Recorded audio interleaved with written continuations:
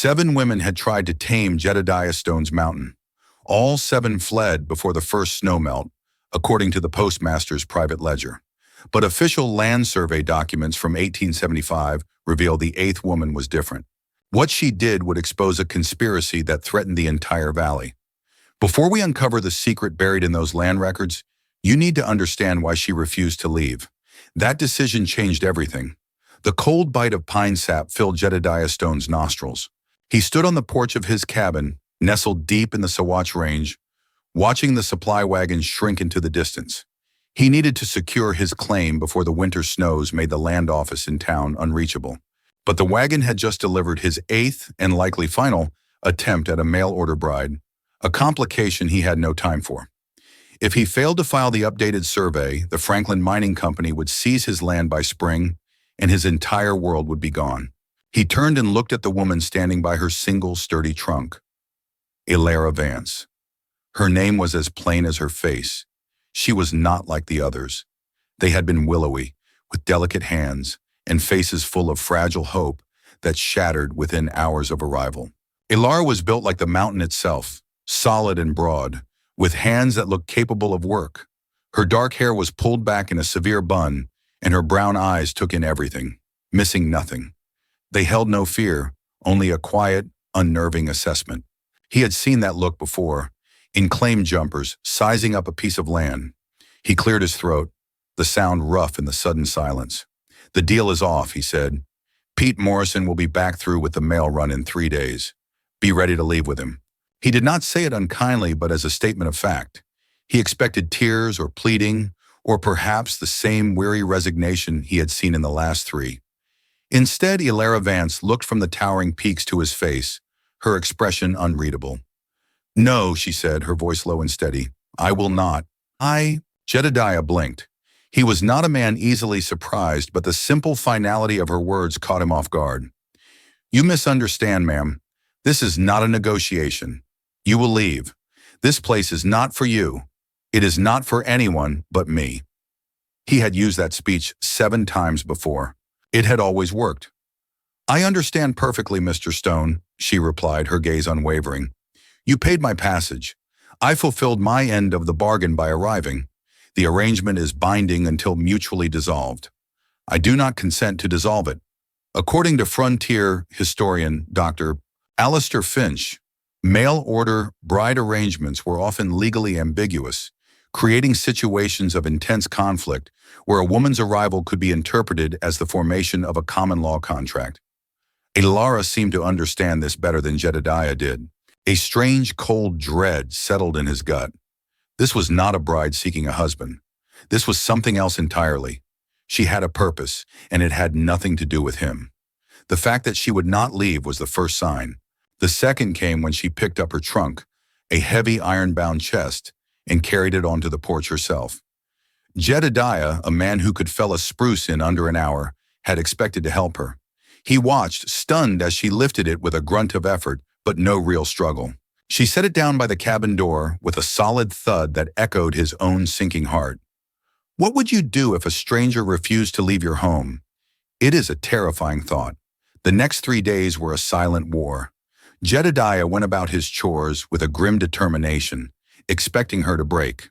He chopped wood, checked his trap lines, and repaired a section of fence, ignoring her presence as much as possible. He made no effort to make her comfortable. He cooked his usual plain fare of salt pork and beans, leaving the leftovers on the stove for her to find.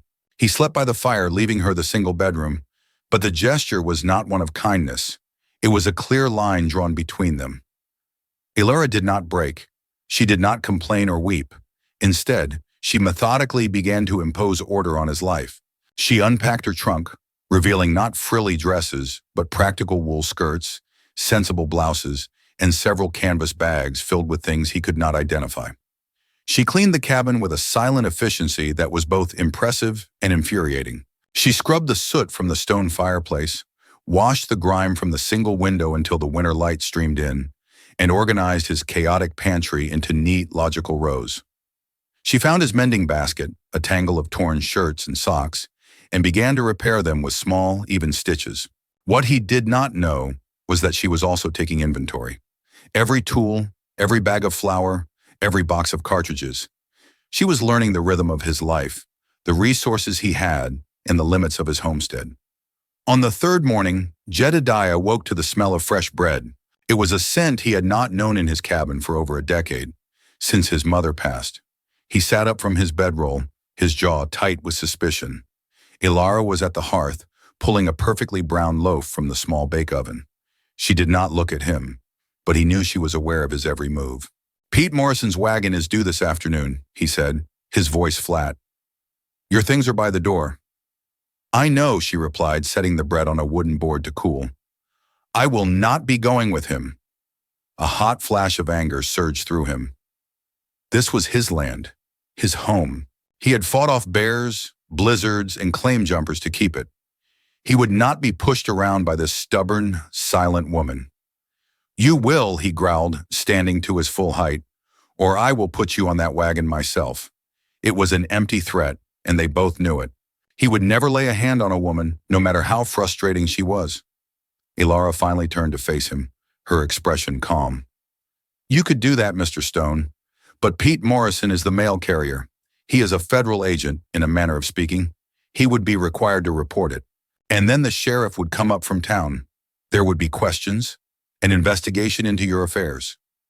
She paused, letting the words sink in. "You have a mining company trying to steal your land. The official incident report, obtained through public records request, states that disputes over land claims often invited scrutiny from outside authorities, which could complicate even legitimate holdings." She knew. How could she possibly know about the Franklin Mining Company? The question hung in the air between them, more powerful than any threat. Jedediah felt a chill that had nothing to do with the morning air. He had told no one of his troubles, not even Pete. He had kept his legal battle quiet, trusting only in the strength of his deed and his own two hands. "How did you know?" he asked, his voice barely a whisper. Elara cut a slice of the warm bread and held it out to him.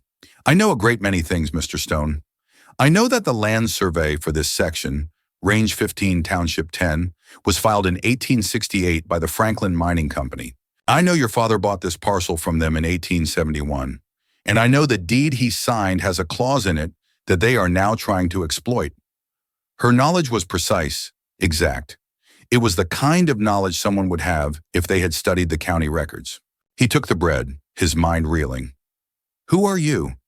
"My name is Elara Vance," she said simply, "and I am here to make sure the Franklin Mining Company does not get this land.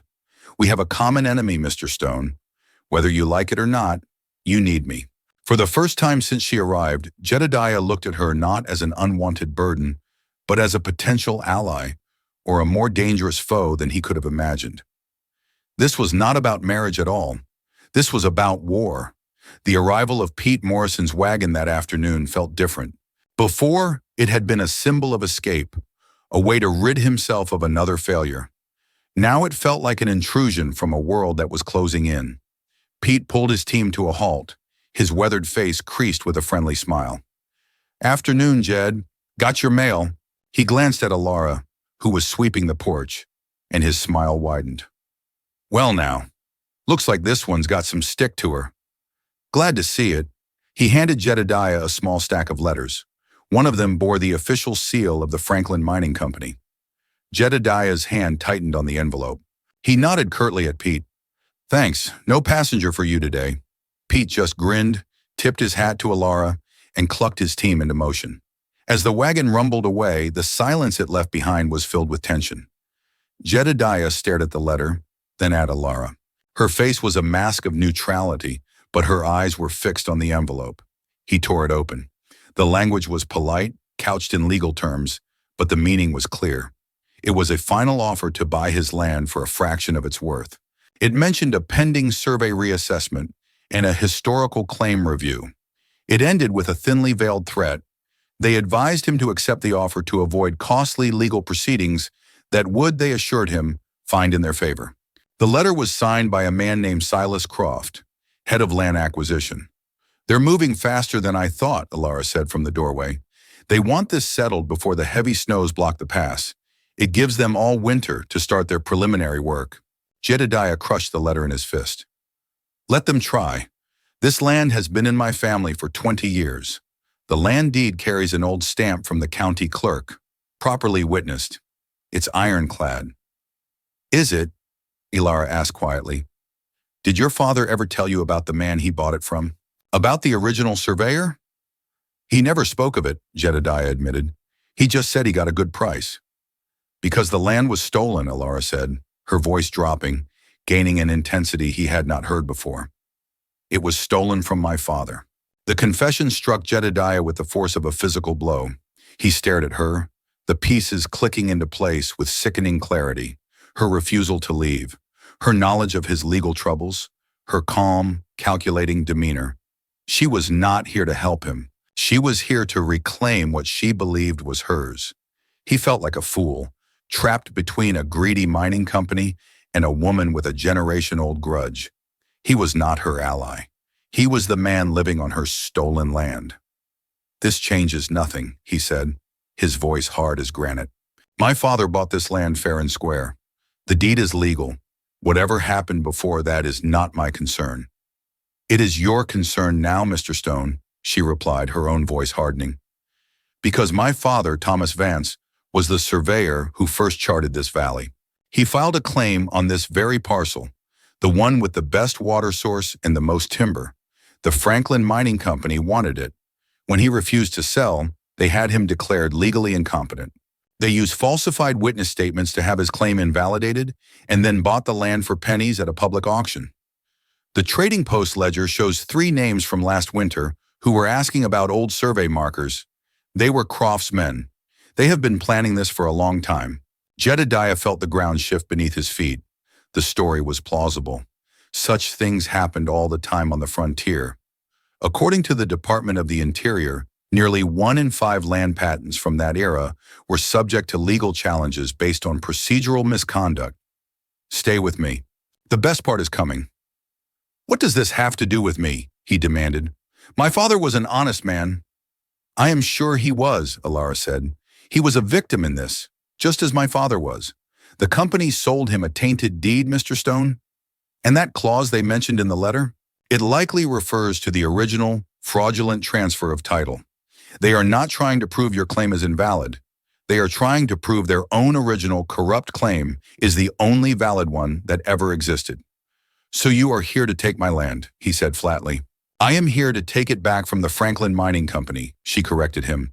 What happens after that depends on you.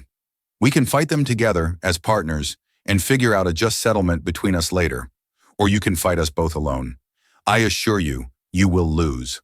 Anyone listening in the dark feels the stove warmth hold steady. Her offer was a lifeline thrown by an enemy. To accept it felt like betrayal of his father's memory. To refuse it was suicide.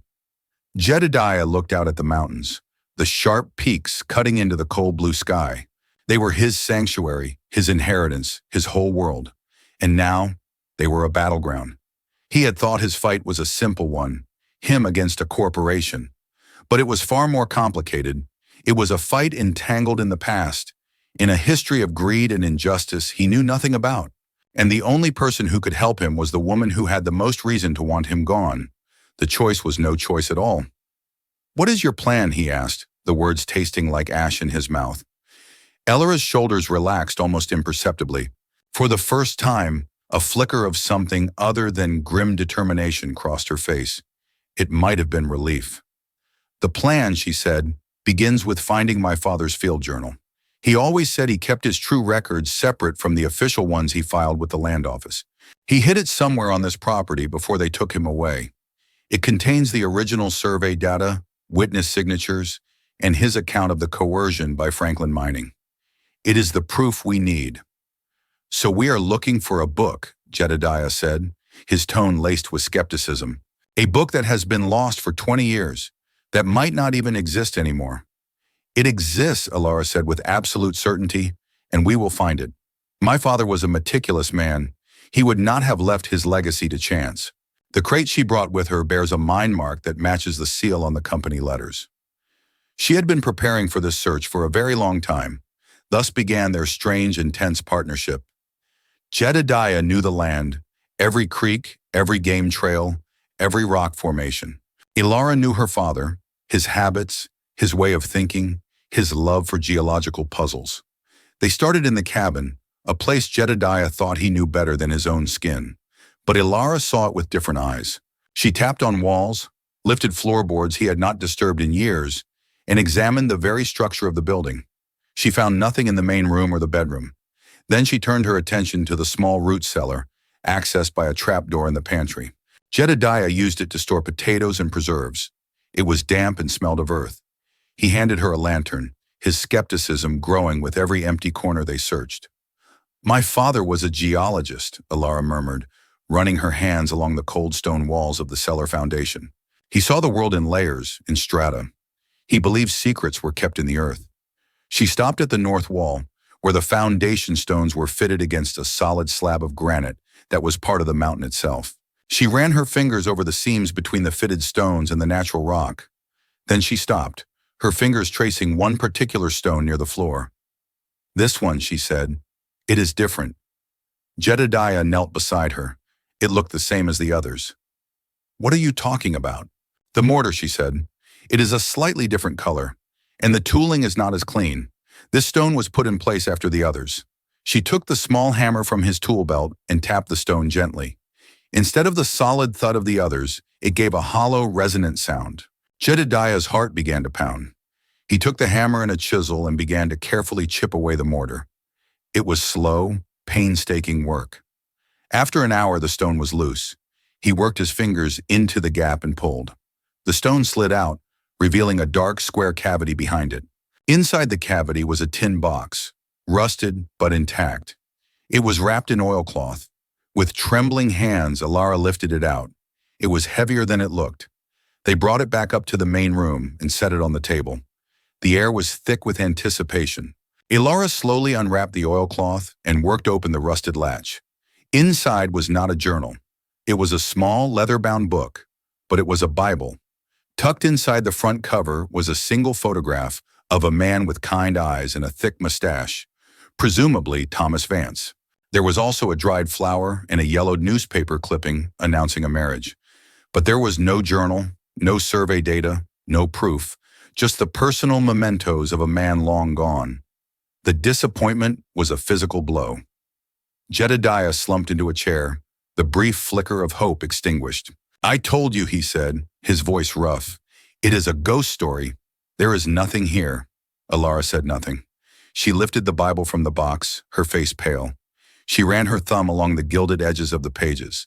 Then she opened it to the middle, to the pages where families recorded births, deaths, and marriages. There, in her father's elegant script, was a single entry. It was not a birth or a death. It was a set of coordinates. Latitude and longitude, followed by a cryptic phrase where the mountain weeps. "What is that?" Jedediah asked, leaning forward. "It is a location," Elara whispered, her eyes shining with a sudden, fierce light. "I know this place. He used to talk about it. It is a rock formation on the western ridge, a place where a spring comes out of the granite cliff face, making it look like the rock is crying. We are not looking for a book. We are looking for a place." The discovery of the coordinates changed the nature of their search. It was no longer a desperate hunt for a lost object, but a race to a specific destination. However, the western ridge was the most treacherous part of Jedediah's property. It was steep, exposed, and known for sudden, violent changes in weather. National Park Service records from 2023 show that winter rescue operations in terrain like this take an average of 3.5 days to complete, a time frame they did not have. "We have to go now," Elara said, her voice urgent. "Another storm is coming. I can feel it in the air. The pressure is dropping." Jedediah looked at the sky. She was right. The high, thin clouds of morning were giving way to a low, bruised-looking ceiling. A big snow was on its way, one that could bury the ridge for the rest of the winter. He later described the moment as the most terrifying decision of my life. "I knew going up that trail could end everything." "It is too dangerous," he argued. "If the storm hits while we are up there, we will not make it back." "And if we wait, we lose everything," she countered. "That is a risk I am willing to take." "Are you?" He looked at her, at the raw courage in her face. This woman, who he had resented and suspected, was willing to risk her life for a piece of paper that might not even be there. But it was her legacy, just as this land was his. Their goals were now intertwined, their fates bound together by a shared threat and a desperate hope. Have you ever been caught in extreme weather? You are not alone. Get your warmest coat, he said, his decision made. Pack food and water. We leave in 10 minutes. The climb was brutal. The air grew thin and cold, and the wind began to whip around them, carrying the first stinging flakes of snow. Jedediah led the way, his knowledge of the terrain their only guide. He was astonished by Elara's endurance. She was not fast, but she was steady, her solid frame moving with a relentless rhythm that never faltered. She did not complain or ask for rest. She simply followed, her eyes fixed on the path ahead, her breathing deep. The journal lay on the rough-hewn table between them, a dark leather rectangle in the flickering firelight. Outside, the blizzard screamed, a wild and elemental fury that sealed the small cabin off from the rest of the world. Inside, there was only the crackle of the fire, the howl of the wind, and a profound, bone-deep silence. They were spent, hollowed out by cold and exertion, but a fragile warmth was slowly seeping back into their limbs. Jedediah watched Elara as she sat staring at the book, her hands resting in her lap. Her face, usually set with a grim determination he had come to recognize, was softened by exhaustion, her dark eyes reflecting the dancing flames. He had never truly looked at her before, not like this. He had seen a burden, an obstacle, an unwanted complication sent by a world he had long ago turned his back on. Now he saw the woman who had clawed her way up a frozen mountain beside him, who had held fast to a rope and saved him from a fall that would have ended everything. He saw strength not of malice or spite, but of sheer unyielding endurance. Finally, her fingers, still red from the cold, reached out and touched the journal's cover. She did not open it. She simply traced the worn leather, a gesture of such reverence it felt like a prayer. He saw her shoulders tremble just once. He rose stiffly and ladled hot broth from the pot over the fire into 2 tin cups. He set one down in front of her. She looked up, her gaze meeting his, and for the first time, he saw no challenge in her eyes, no suspicion, only a shared and weary understanding. She gave a small, almost imperceptible nod of thanks. They drank the broth in silence, the warmth spreading through their chests, chasing away the last of the life-threatening chill.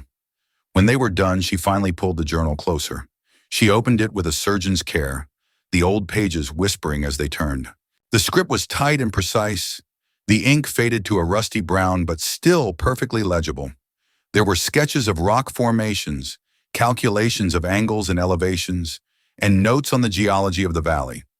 It was a life's work, contained within a single book. She turned a page, and then another, her breath catching in her throat.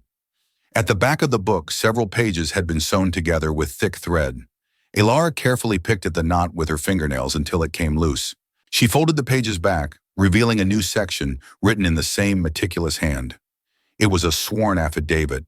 It detailed every threat, every falsified document, every act of coercion by Silas Croft and his men to force her father to sign away his claim. It named dates, places, and it was witnessed and signed by 2 prospectors who had since been run out of the territory. A single tear traced a path through the grime on her cheek. It was not a tear of sorrow, but of vindication. "We have it," she whispered, her voice rough with emotion. He signed his own confession and did not even know it. Jedediah looked from the journal to her face, illuminated in the unsteady light. The land, his sanctuary, had been built on a lie, a theft. He had owned it, but he had never truly held the right to it. That right was in the book, in the careful script of a man he had never met, and it belonged to the woman sitting across from him. The mountain had always been his refuge because it was governed by simple, brutal truths: ice, stone, and survival. He was suddenly faced with a truth just as unyielding. The foundation of his entire life was fraudulent, and the proof of it lay between them. The feeling was not resentment, as he might have expected, but a strange and unsettling sense of clarity. The storm raged for 4 days, burying the cabin in a deep shroud of white. The world shrank to the 4 walls of the small room, the fire, and the contents of the journal. The forced intimacy, which would have once been a suffocating torment for Jedediah, became something else entirely. The shared ordeal on the mountain had scoured away the silence and suspicion that had defined their existence. They talked, or rather, she talked, and he listened, a skill he had never needed to practice. She spoke of her father, Thomas Vance, not as a failure who lost his land, but as a brilliant gentleman obsessed with the language of the earth. She described a childhood spent not with dolls, but with survey maps and rock hammers. She spoke of the years after the ruin, the shame that had followed her family, the move to a crowded city, the clatter of factory machinery that had replaced the mountain silence.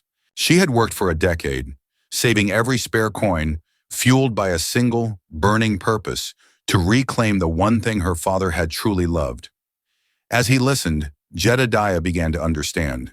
He had seen her as an extension of the grasping, complicated world he had fled.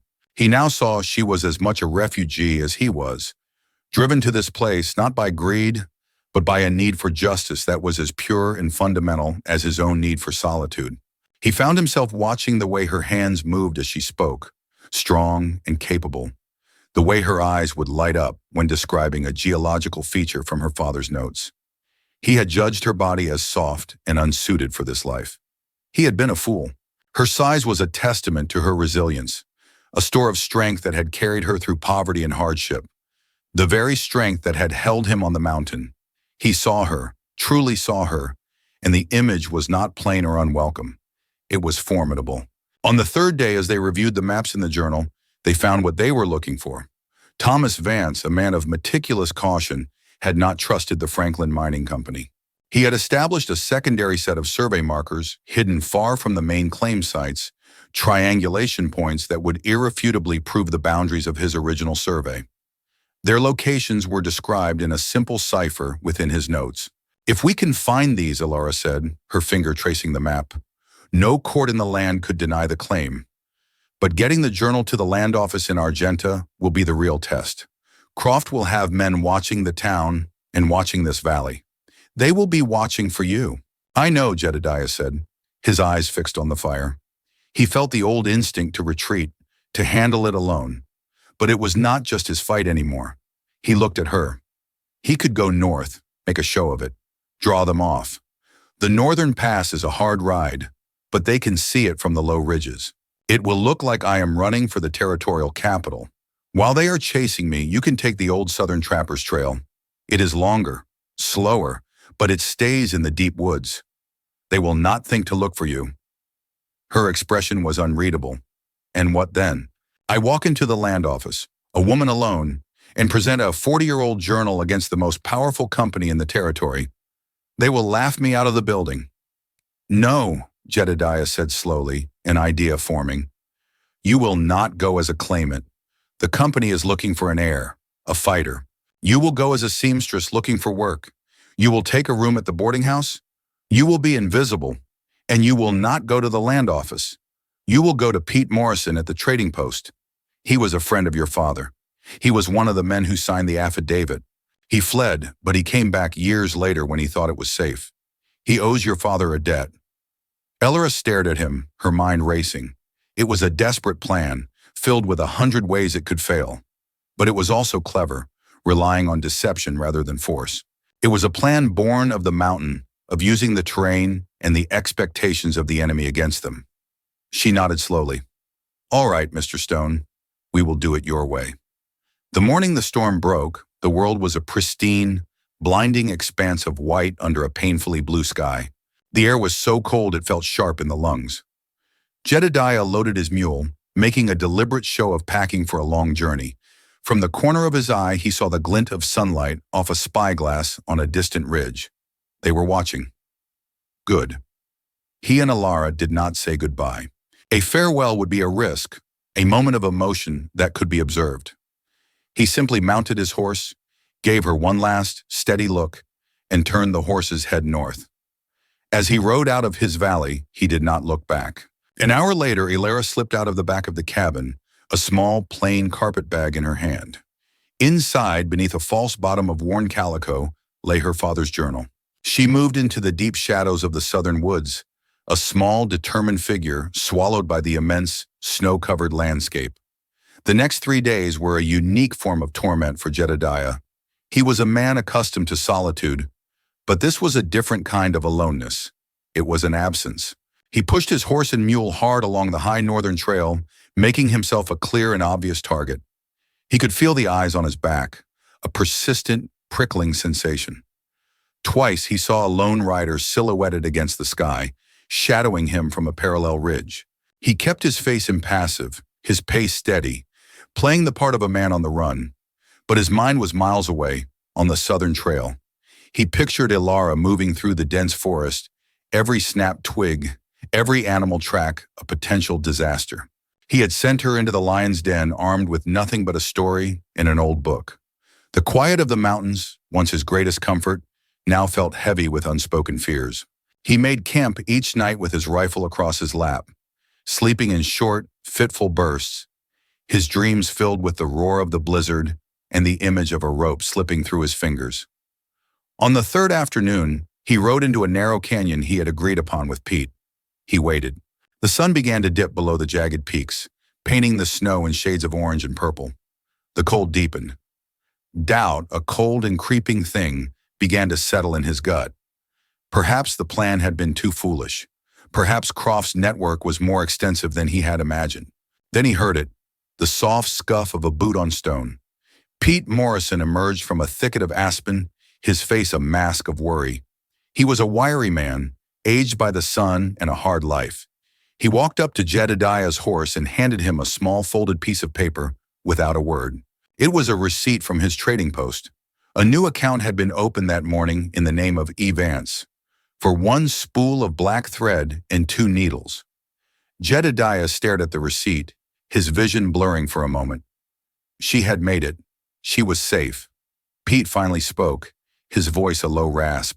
She is brave, your wife, just like her father. Walked right into my post, calm as you please. Told me she was looking to mend clothes for the miners. I sent word to the land registrar, told him to expect a visitor with a matter concerning an old survey. The clerk owes me a favor. He was ready for her.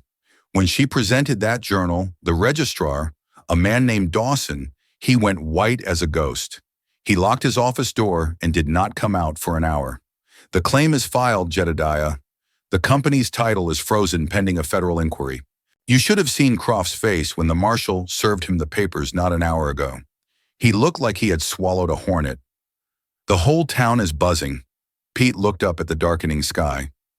They will be looking for you now with more than just spyglasses. You should disappear for a while. Jedediah nodded, a profound wave of relief washing over him, so potent it left him weak. Thank you, Pete. Tell her, he started, but he did not know what to say. Tell her to be careful. Pete grunted.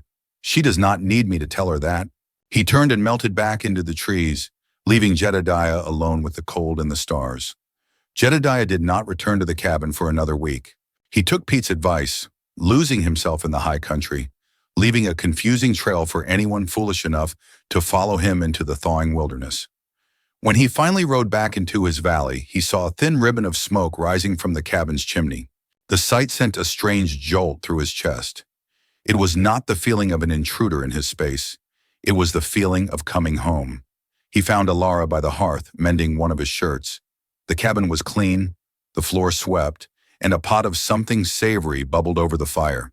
She looked up as he entered, a quiet, unreadable expression on her face. On the table, placed squarely in the center, was a new land title, issued by the territorial office. The name on the document was Elara Vance. The land is yours now, Jedediah said, his voice hoarse. You have your father's legacy back. She carefully folded the shirt she was mending and set it aside. It is ours, she corrected him softly. We saved it together. Croft and his partners have been indicted. The Franklin Mining Company has withdrawn from the territory entirely. She gestured to the deed. The law says the land is mine, but I have come to believe a place belongs to the person who protects it, who understands its heart. That is you, Jedediah. He said nothing, his gaze fixed on the official document that declared him a trespasser in his own home. He felt a hollow space open inside him. What are you saying? He asked, his heart a heavy, slow drum in his chest. I am saying that this cabin is too small for one person, but it is far too empty without two. She stood up and walked to him, stopping just a few feet away. Her dark eyes met his, and this time he saw no walls, no defenses. I came to this mountain seeking justice for my father. I found it, but I also found a place where I am not judged for my size or my silence. I found a partner who trusted me with his life. She took a breath. I would like to propose an arrangement, Mr. Stone. A partnership, not just on paper, not just for the land, but for everything else. We build a life here, together. He looked at the woman before him, the mail-order bride he had tried to send away, the woman who had faced down a blizzard, a corporation, and his own stubborn pride. He had spent his life seeking solitude, believing it was the same as strength. He now knew that true strength was found not in isolation, but in the lifeline of a rope held by a steady hand in a storm. He reached out and took her hands in his. They were not delicate or soft.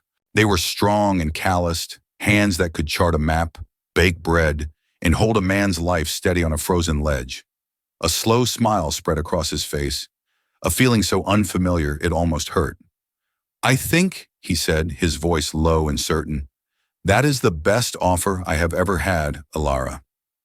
Yes. As the spring sun worked its way into the high valleys, melting the last of the stubborn snow, a new life began on the mountain.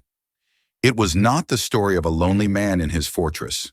It was the story of a homestead, built not on a flawed deed or a mail-order contract, but on a foundation of shared courage as solid and enduring as the granite peaks that watched over them.